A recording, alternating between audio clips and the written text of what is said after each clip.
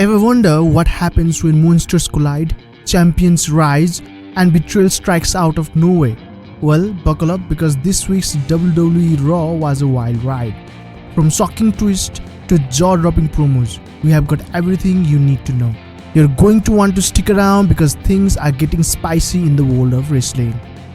Alright, let's kick things off with Jey Uso. Fresh off his massive victory last week, Jey steps into the ring to a roaring ovation. The "you deserve it" chants were deafening, and let's be real, he absolutely deserves it. The man has been through hell and back, even battling his own family. You could see how overwhelmed he was by the fans' love, almost like he wasn't sure if he was getting a hug or a backhand from the crowd. Oh, and did you guys notice the blue accents on the Intercontinental title belt? Jey added some flair to it, giving the belt some extra grip. Now, the promo itself, well, it felt a little off. Maybe Jey was still emotional from all the love, but just when we were settling in, Braun Breaker enters the scene. Braun showed mad respect for Jey, which was a subtle hint towards a possible face turn. Next up, we had a battle between Mysterio and Xavier. Ray started strong, but things quickly escalated. The match was pretty even until the jaw-dropping moment when Xavier accidentally pulled Ray's mask off. And Xavier's face, he looked like he saw a ghost. Xavier wins with a roll-up but clearly wasn't too happy about it. Later, Kofi informed Xavier that he had proposed an Intercontinental Championship match for Xavier next week against Jey Uso. And you know what? Jey accepted. Lyra Valkyria took on Zoey Stark in a match that was bound to have some outside interference. Zoey had the PFC by her side while Lyra was all alone. I mean, did anyone not see the distractions coming? Sonya's chip shot helped Zoey grab the win. The PFC tried to attack Lyra after the match, but Katen Carter and Katana Chance stormed in to save the day.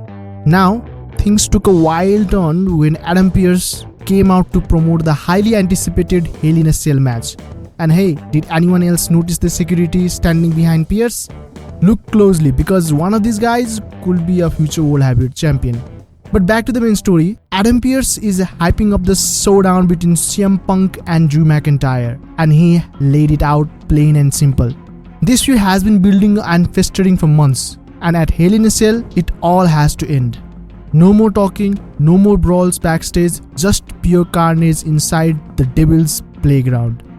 Punk and Drew came face to face in the ring, but there's a catch. They are not allowed to lay a hand on each other. The atmosphere is so thick you could cut it with a knife. But instead of fist flying, we get worse. And boy, did Drew come to play. The man was on fire, giving a promo that had the crowd hanging on every word. Dressed in a sleek black tuxedo, Drew tells us it's a mark of respect, not for CM Punk of course, but for his wife. And then, he really gets into it. Drew drops one of the coldest lines I have heard in a while. He claims that after Hell in a Cell, AJ will have to take care of everything for him, maybe even leave him. But Drew's just getting started.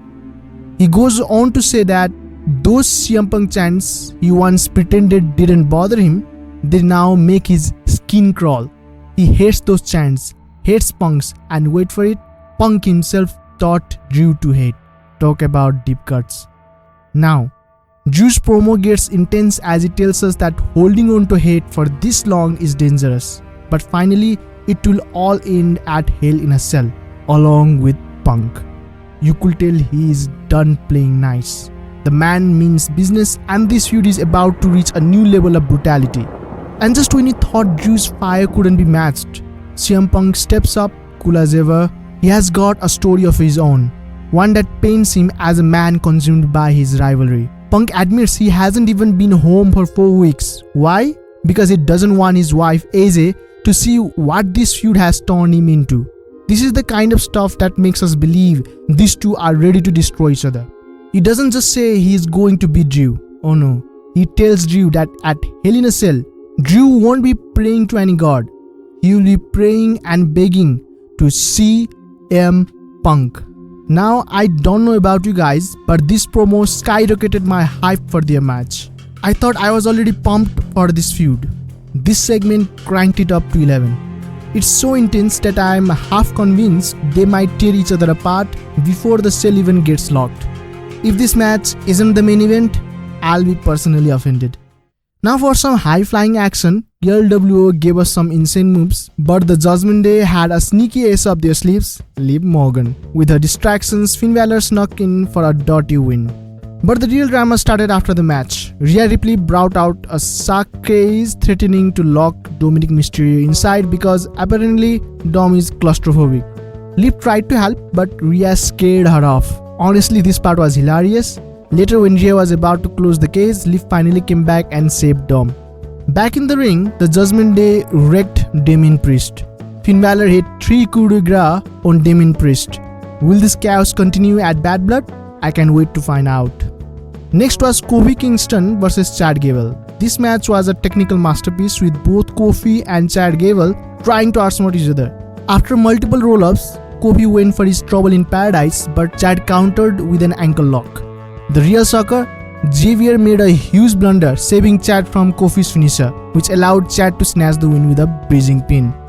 We got another cryptic message from Wire 6. This was basically a warning message for somebody not to go where that particular person is heading as of now.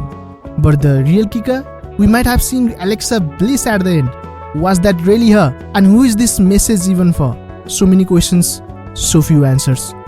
Next up, we got the ring general himself, Gunther, gracing the ring, and you could just feel the weight of his presence. The guy commands the room without even lifting a finger, and you know he's about to say something that will leave a mark. But before we get to that, there's some bad news. Ilija Dragunov, one of the brightest rising stars, has suffered an ACL injury. The kind of injury that will have him out for 6 to 9 months. It's brutal news for any wrestler, sending good vibes to him. I wish him a speedy recovery. Back to Gunther though.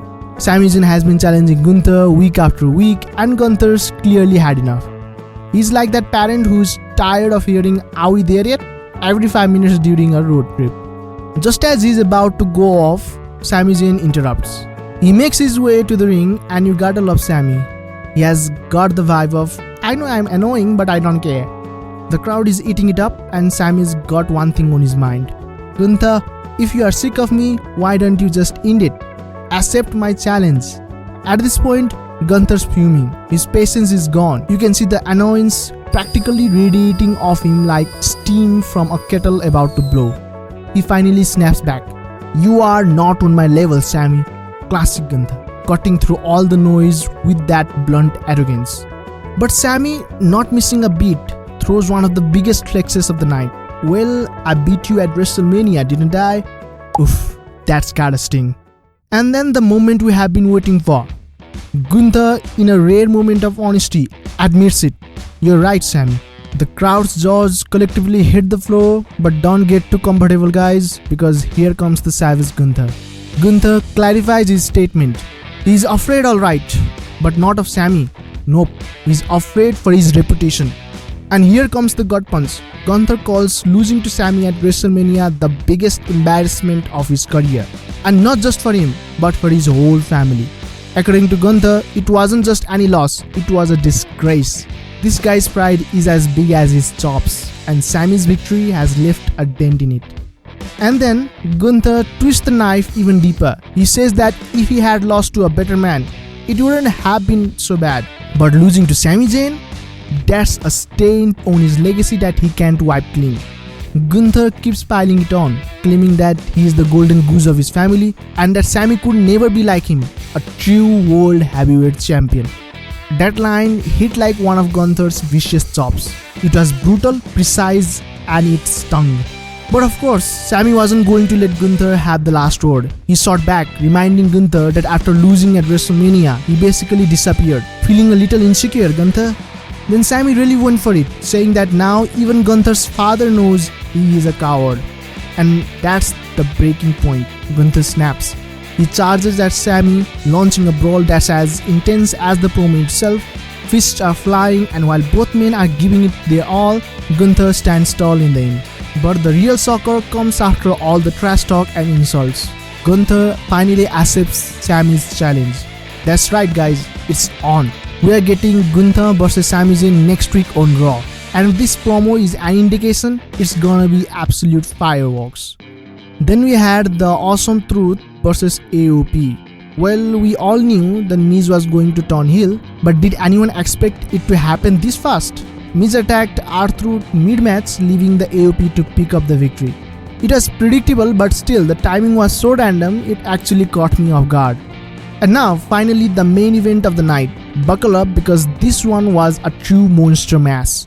We are talking about two absolute powerhouses, Bronson Reed and Braun Stroman, going head to head in a last monster standing match. No pinfalls, no submissions, just two giants trying to knock each other down for a 10 count. Right from the get-go, these two didn't waste any time. Stroman, the walking juggernaut, slammed Reed through the announcer's table with a brutal choke slam. The table shattered like it was made of glass, but Reed, being the beast that he is, got back up and was ready for more. And the crowd, absolutely electric. They were already chanting and screaming censorable stuffs. Stroman grabbed a steel chair and began punishing Reed with thunderous shots, trying to break the man in half. Reed though was like a mountain. You hit him hard and he just keeps coming. Then Reed took things to another level by hitting a rolling slam on Stroman through a pile of tables. And if that wasn't enough, he followed it up by spearing Stroman right through the barricade. The crowd exploded. But this wasn't just a regular barricade bump. It was like watching a freight train crash, and somehow Stroman still beat the 10 count. But here's where the things got wild. Reed wasn't done. He speared Stroman through a second layer of barricade. At this point, the fans seated near the action looked genuinely hot, like maybe the barricades weren't the only things taking the hit. This didn't seem like a typical WWE stunt, it was real chaos. And for a moment, you had to wonder if the fans in the front row were safe. Despite all this destruction, back in the ring, Bronson Reed wasn't letting up. He hit two tsunamis, his signature splash, and by this time, the referee was distracted by the mess around the ring. But Reed wasn't having it. He snapped. He grabbed the referee by the collar, furious at him for not counting fast enough, and even started attacking the security team. In a classic Reed move, he threw the referee to the ground. Then out came Adam Pearce, but Reed wasn't backing down. In a tense moment, Reed grabbed Pearce by the collar. Things were getting out of control. And then bam! Braun Stroman, who had seemingly recovered from the earlier beatdown, leaped off the top rope like a human wrecking ball, crashing into Reed and the security team. Bodies were flying everywhere, yet both men somehow beat the 10 count and got back in the ring. Stroman climbed to the top rope again, visibly exhausted but determined to finish the job.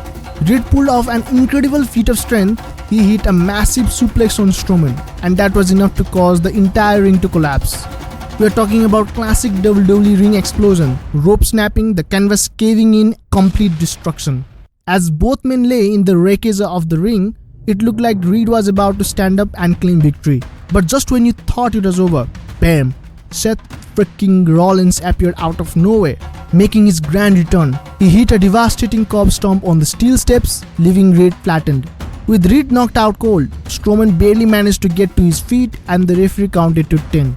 Stroman wins, standing tall as the last monster standing, and just like that, welcome back Seth freaking Rollins. So what was good? The promos, especially Drew versus Punk, were absolute fire, and that last monster standing match, pure chaos. It had few hiccups, but overall it was an exciting show packed with surprises. And that's the review for this week's Raw. If you enjoyed this breakdown, check out my latest SmackDown review. It's just as wild as this one.